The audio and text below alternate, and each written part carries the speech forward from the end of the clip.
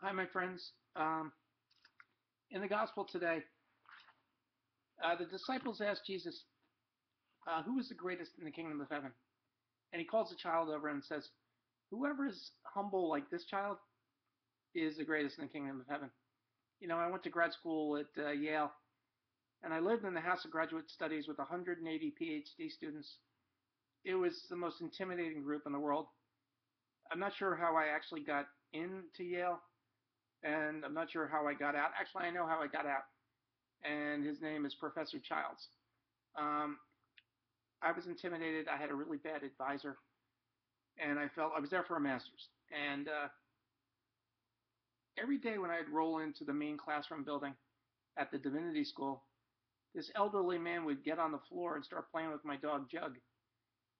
And he'd be on the floor playing with Jug, and just thought he was a nice older guy.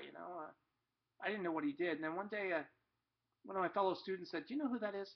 That's Professor Childs, the most highly acclaimed Old Testament scripture scholar in the world." So I said, now I know who I want to ask to be my new advisor.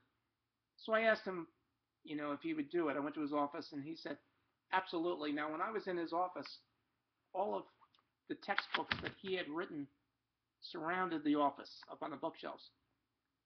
He was amazing. So he said, yeah, I will be your advisor if you guarantee me this. You'll get your degree from here. And he helped me figure out what classes to take. I took his classes, and he got me through it. So I owe it all to Professor Childs. But I would say among his brilliance and all his other great qualities, the most obvious was his humility. Jesus said today, if you want to be the greatest in the kingdom, you have to be humble. Well, the brightest people I know are those who are the most humble. God bless you.